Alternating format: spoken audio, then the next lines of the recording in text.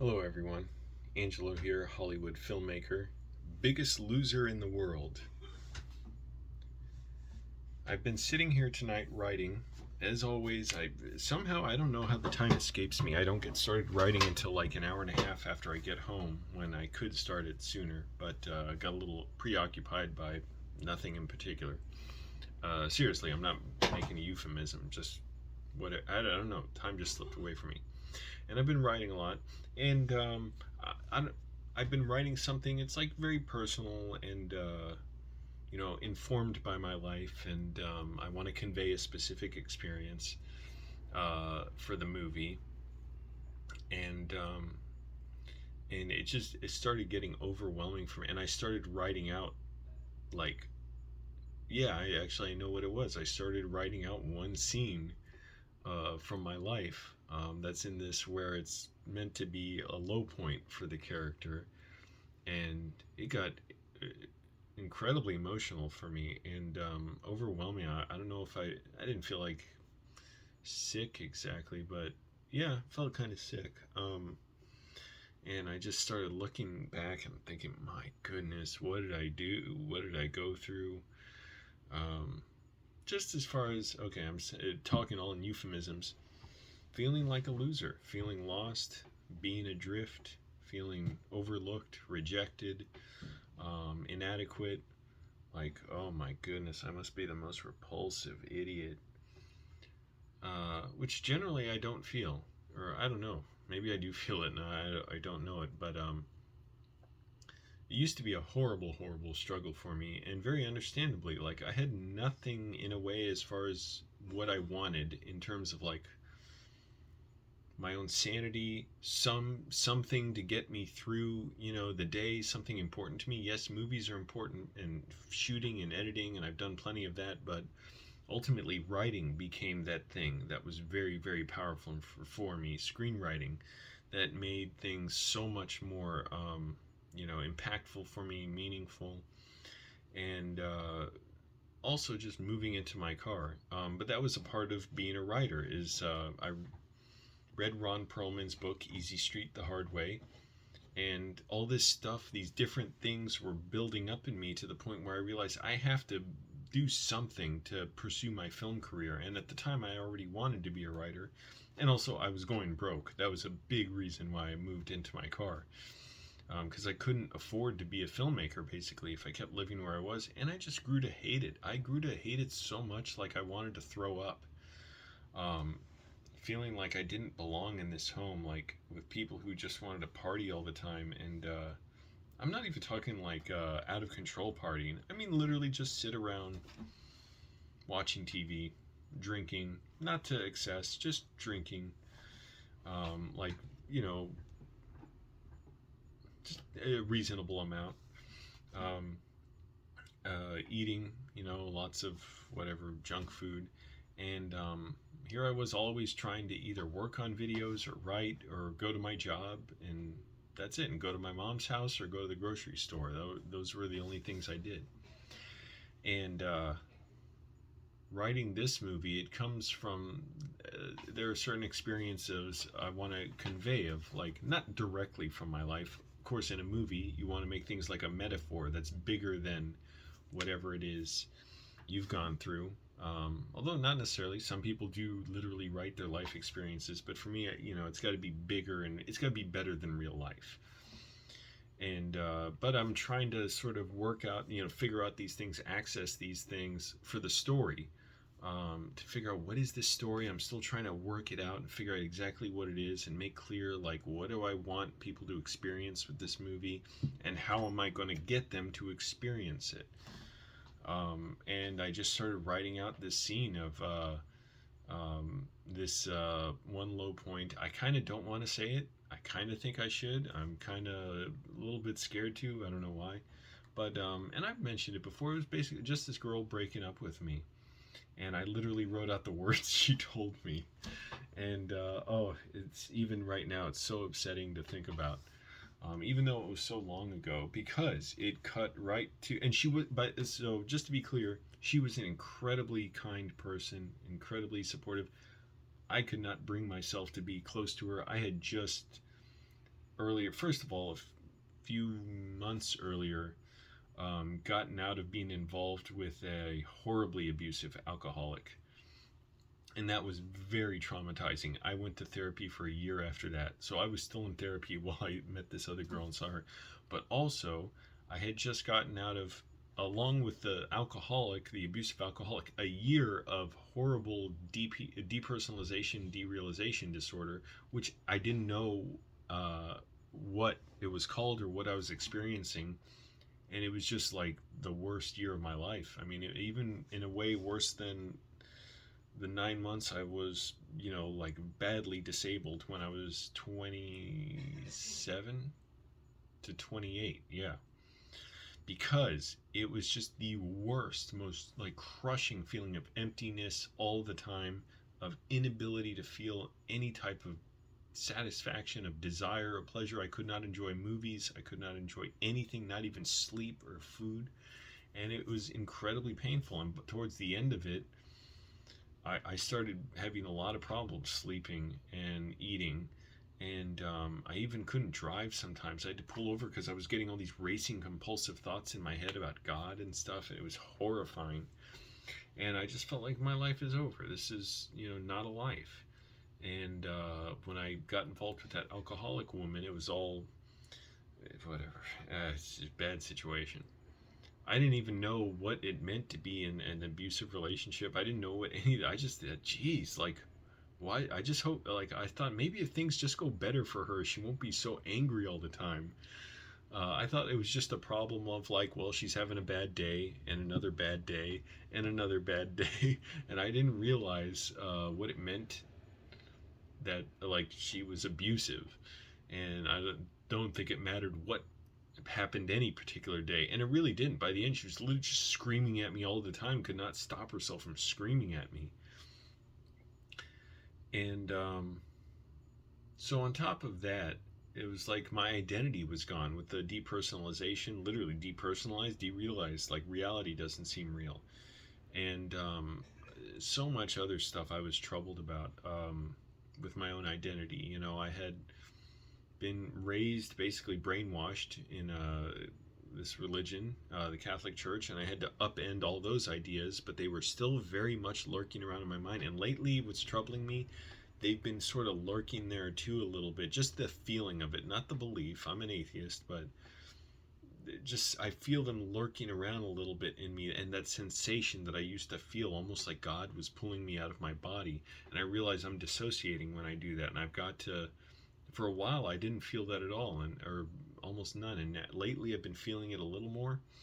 And I know I have to be better about what steps I take to deal with that. For one thing, deep breathing, muscle relaxation. For another, writing, not looking at social media so much. Something about the compulsive nature of looking at social media and the constant need to refresh the feed or whatever.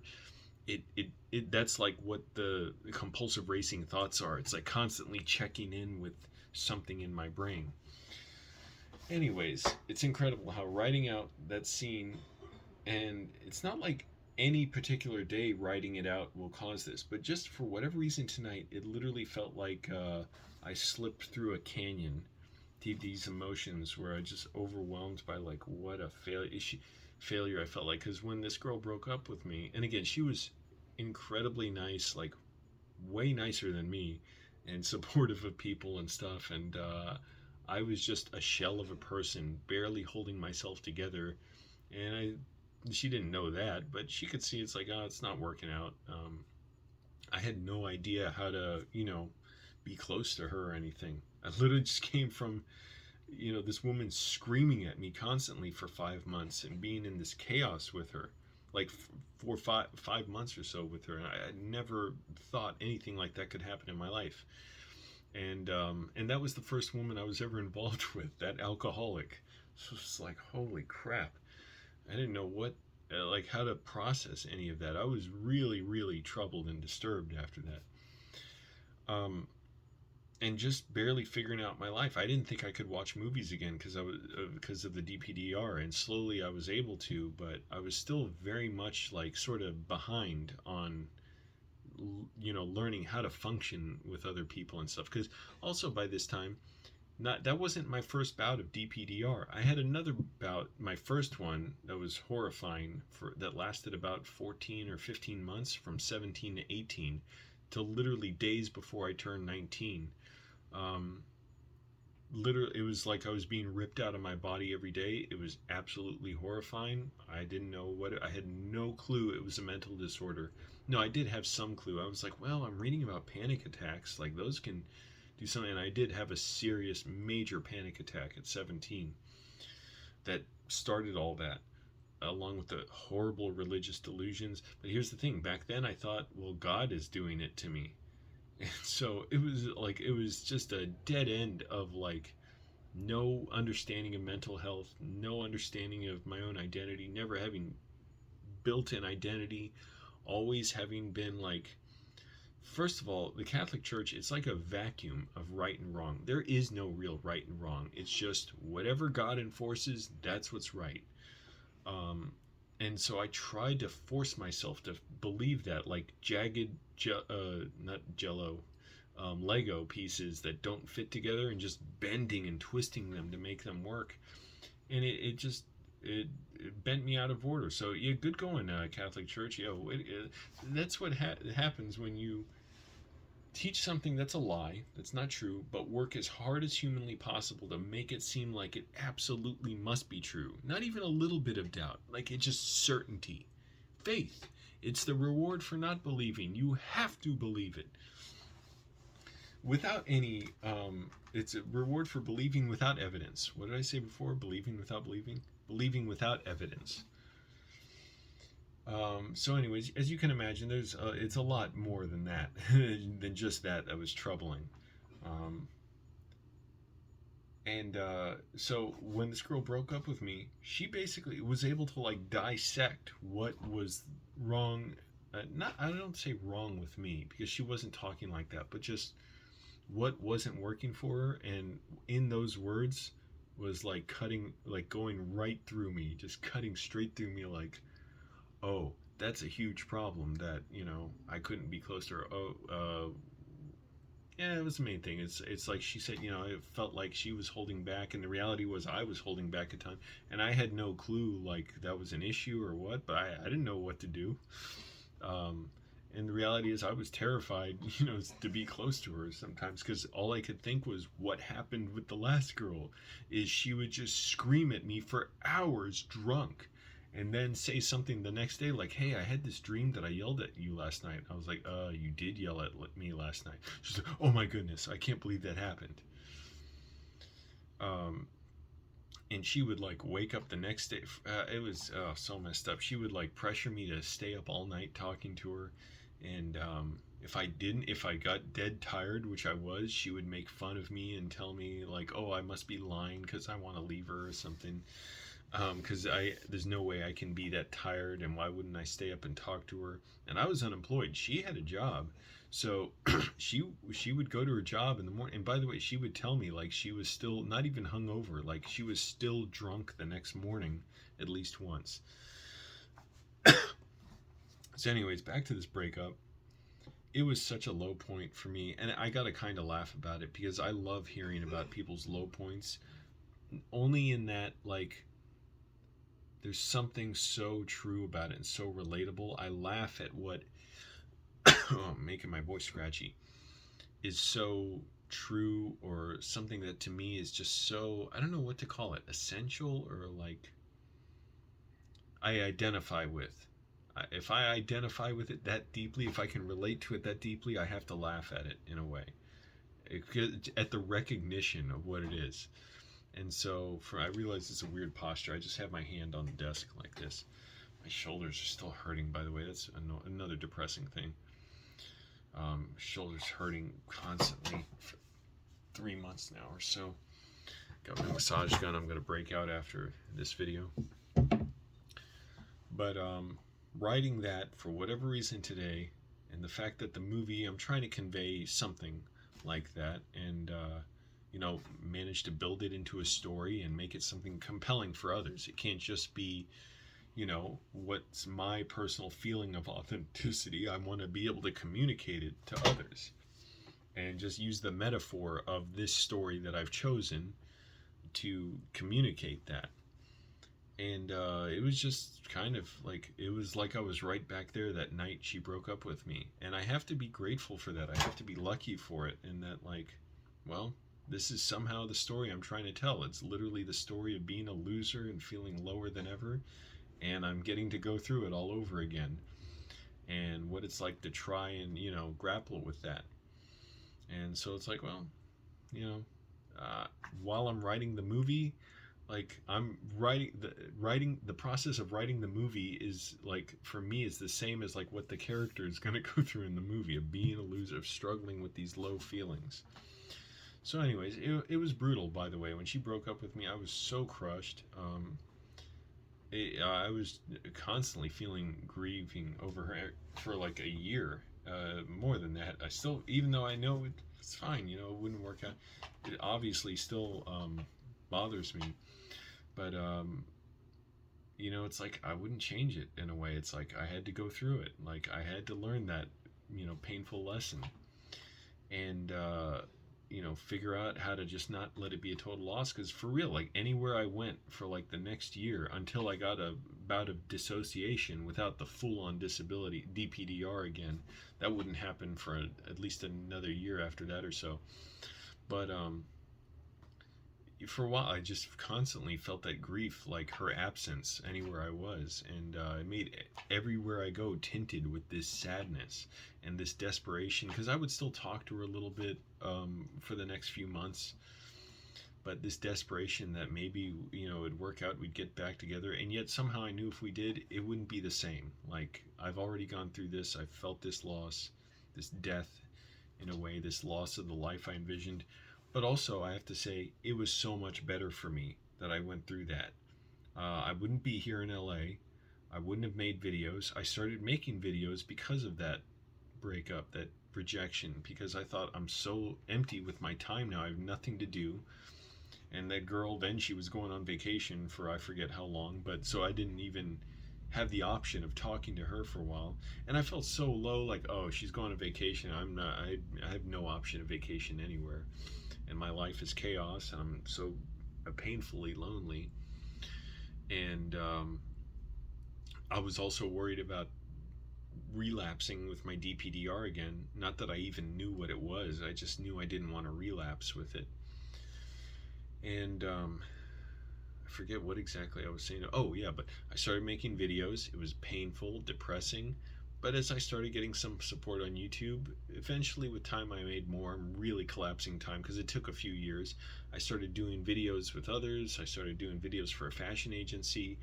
I became disabled again for 9 months with DPDR. It was horrific. I thought I'd never get better. I thought for sure, that's it. I'm going to grow old and die and my life is wasted, and that's it. I had a nice run of a few reasonable moments in my life where I felt okay, and that's it. And it was shortly after that 9 months of disability that I did the first cooking video with my mom, or the first food video, and that was the video that Tim Heidecker challenged her on the cook-off for.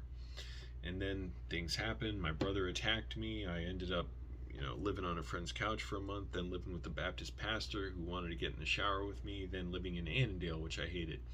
And that ended up being the greatest success I've had on YouTube, which is the Annandale video. From a place I absolutely hated living in. It still gives me anxiety to think about and depresses me, just how depressing and lonely it was living there, how alone I felt there, how stuck I felt there, how broke and miserable, and hated the drive home, and I could see how the streets and the buildings would change to just crappier and crappier until I got back to Annandale from my job like 10 miles away. And feeling like I don't know how I'll ever get out of this.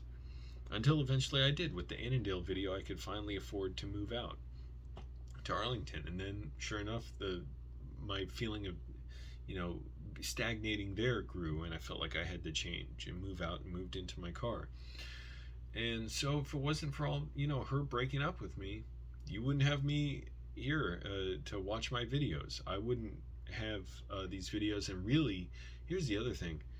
I would have been like not I would have been a fake person in a way if I stayed with her. It wouldn't have been like a bad person or anything. Just like I wouldn't have gotten to experience all this that was truly important to me, much more important for me. That was a different life than anything I would have had with her. So I had to go on this, and who knows, what shouldn't happen to me. It's like it had to happen that way. I had to go through like the worst rejection to experience this and finally feel like I've got my identity in some way. In some ways, not in all ways. I still struggle with the sense that this DPDR, this feeling of dissociating from my identity, has always been like is layered into my life like something like this is a layer right here. I'm just acting out a layer. Um, but yeah, my life went a different way, and it's like if I didn't do all this, I wouldn't have gotten to learn all that and experience it and have these great experiences. And it's still a struggle for me. Like, and when these emotions come out for me, it's really a struggle. The good thing is I don't feel so alone here. I'm in LA. I'm connected to people. I got a great job. I'm writing screenplays. My screenplay writing ability is improving. Um, I'm just the fact that I'm in LA. There's tons of stuff around here, even with the pandemic, kind of limiting that. Um, the fact that I'm in an area where I don't feel so isolated and lonely, which is what I felt in Virginia. It was depressing. It was depressing going out places. It was depressing doing anything because no matter what, I felt like I'm going back home to the same depressing existence I had before I went out to wherever it was. And that's when I started realizing I have to change and I have to move into my car and do something different to become a filmmaker. And eventually the idea just came over me to go to LA. And at first I thought I'd only do it for a month or two, but then I got the confidence to stay in LA and got work here and got a lot of help getting work, and all kinds of stuff happened from there. But I wouldn't change any of it, even though in a way I'd be like, yeah, I would have liked it if it was easier. And yet my way was not the easy way. And so that's kind of what I'd like to show in a movie or in the movie or in all my movies maybe is I want to show people for whom like oh, this is like I wouldn't have learned much if I didn't go through these horrible losses and DPDR and disability and stuff and homelessness. It, in a way, I don't even like saying these words. Like, in a way, it would be nice if I didn't have to do that. So I'm not saying it would be nice if I didn't have to do that to get some identity and some, have myself. I'll say I don't understand people who can just be well adjusted and have not necessarily no problems, but like no major problems like this, where even now I can feel it in my chest, the weight of this depersonalization, derealization disorder, which I've struggled with for 19 years or so now. Yeah, about 19 years. That just ripped my identity in half and was torturous. It was, for me, it was like when I was experiencing it when I was 17 to 18 and I was still religious, like, or making myself be religious. I realized I never really believed it. I just always made myself believe it. I just, I was feeling like, okay, I'm going through this and God is the worst terrorist of all time to like do this to me, because not only this is what my life is stuck in, it's going to be my afterlife for eternity, that I'm just going to be crushed down like this, like worm guts or something. And it's just because God needs me. God needs me that way. God needs to take me out of my life and my body. Oh, other people can have theirs, but you can't, Angelo. Otherwise, you won't be holy. You won't enter heaven. And, those terms are such nonsense. I don't believe in any of that stuff now, thank goodness. I am so happy to be an atheist. Life is so much more meaningful and fulfilling to me now that I realize, by the way, real life is like way better as far as like how magical, and I realize that sounds corny, but I mean just like astrophysics is like magic and science fiction right there.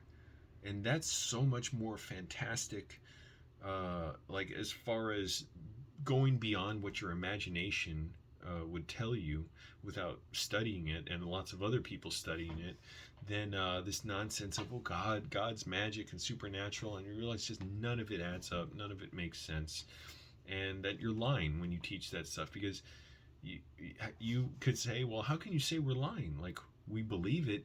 You're lying because you can't possibly know it to be true, and yet you teach it as if it was true. If you weren't lying, then you would just say, well, we don't know if this is true. This is what I believe, but there's really no good reason for it. And there's a lot of evidence against the stories we have affirming at least, any type of Christian God. And there's a lot of reasons to believe it's false. And there's a lot of reasons to, believe that people make this stuff up. Anyways, I lost my train of thought. Oh yeah, but I'm glad to be an atheist. But yeah, felt pretty low. Struggling with this shoulder pain, shoulder impingement. It gets better, it gets worse. And I want to keep writing. That's what kind of, I don't even like to say makes me happiest, just is most fulfilling to me. It feels like I'm suspended in a way in air when I write. But I have to put a huge amount of effort into feeling no effort. It's almost like relaxing a muscle when you desperately want to twitch it or contract it. It's like I'm suspended in air, but I have to remain effortless, and there's all my effort going into just remaining loose and effortless. And the moment I start to tense up and contract, I'm gonna fall in my writing and in this metaphor. So anyways, yeah, talk about your biggest story of being a loser in the description, because I feel like that's so much, and I feel like it's always gonna be what identifies me, but I'll just use it in my movies. Not just I'll use it oh well, that's what it's like. I'm glad to. Those are the stories that I find absolutely most compelling, and I feel like a lot of people want to ignore, and yet a lot of people have been through. I'm not the only one, even though it feels like it. I've been the only one sometimes, but I feel like, yeah, this is something that's we don't want to admit or acknowledge, that is something that's harbored amongst the people we know and that we look at and that we work with. And sorry I'm talking so quietly. I don't want to talk too loud, even though my roommates are pretty inconsiderate of me and the noise I hear. But I wish I heard someone talking as intelligently as this in their room. Oh my goodness, that would be wonderful. Instead, all I hear is this guy gagging and coughing and blowing his nose like a whistle or sniffing it. And yeah, I don't know what that's about. Sniffing his nose. But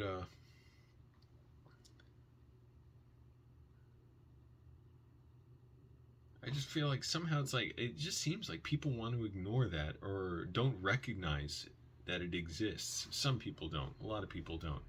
I'd be like, I don't even like hiding that. I feel like I'm a liar if I hide that I'm a loser and that I've been a loser. And that's not even a bad thing to be a loser. It's bad to hide it. But I feel like I gotta show, and I don't just mean being a loser. I don't mean it just, oh, you don't try and your life sucks and it's bad. That's a big part of it. But I mean, you do try. You try your hardest. You're trying to figure stuff out, and things just don't work out, which I realize so many people have gone through. But to me, I want to show that to people. It's turn that inside out or flip it over and uncover it. I want people to see that and experience it and acknowledge it, and almost have to change their outlook a little bit. Oh, this is what my coworker, my roommate must have been hinting at with whatever, their divorce or something, what it was like. And for some people it's not necessarily what it was like, but I knew a guy who broke up with his fiance after she cheated on him, and he's like, yeah, it's fine. I feel nothing. I mean, not I feel nothing. He said, I feel nothing bad for her. I harbor no hate for her. He's like, I wish her the best. And I was like, man, if I went through that, I think I'd be throwing up for a week. And actually, when that girl broke up with me, not only did I sleep for an hour that night, I was in such pain, but I did throw up the next morning at work. For real. I vomited. So anyways, I want it, that's the thing. It's a human thing, and it just bothers me. Commercials hide it. Commercials show everyone being happy and how, this car is going to make your life better, or this beer or whatever. I did that with the beer because I'm thinking of these commercials I saw for some beer. I can't remember what, Corona or Heineken, and it was I think it was Corona. It's like the person in the commercial must be making like $150,000 a year to live the lifestyle they do in the commercial, and they're like in perfect shape and they got lots of friends. I'm like, I worked in bars for five and a half years. Like, that's not really the image that I see of people drinking beer. Although some of those people probably did make money like that because they would be in there every single night spending their money. And me just feeling like a depressed loser, just watching them being like, how can you want to spend every night out here like this? Like, don't you want to do anything else? But, you know, again, that's interesting too. And it's, for some people, it's just what they like. Anyways, I just had to talk about that. I feel like if I hide being a loser, then I'm lying. So I have to do it. And that's the stuff that garbage Catholic Church will never teach about really how to be, you know, expressive and authentic and honest with yourself. For them, it's well, just, you know, for them, it's just fuck off. Do what God says and fuck off. You know, your identity is nothing. You're a worm. You're despicable. You're sick. As Christopher Hitchens would say, you're made sick and commanded to be well, but you're always sick. But you're commanded to be well. This never-ending loop of insanity that will make you sick. And it did make me sick. So anyways, I just had to talk about that. I really had to. Otherwise, it wouldn't sit well with me. I'd feel like I'm lying. I've said that several times now. So anyways, you can talk about your experiences of being a loser in the comments, or your, you know, losses or whatever, because I certainly didn't even touch on, you know, I just compacted down 19 years, over 19 years, because my dissociative disorder started developing before I was 17, in my teens, and you know, the very troubling, disturbing stuff the Catholic Church teaches and how it affected me. Anyways, thanks for watching, everyone. Glad I got to talk about this, even though I'm staying up past my bedtime. Hopefully my roommate doesn't terrorize me tonight. I'm legit scared of her. Not like physically necessarily, but like, she's so disturbing, her behavior. It's like blood curdling. Listen to her scream this bizarre stuff at night. Anyways, different topic. But I'm gonna keep writing now. I feel like I have to, for the losers in the world. See, everybody else wants to focus on the winners, and so I want to focus on the losers. You're my people. So anyways, I'm gonna go. Thanks for watching, everyone. Bye.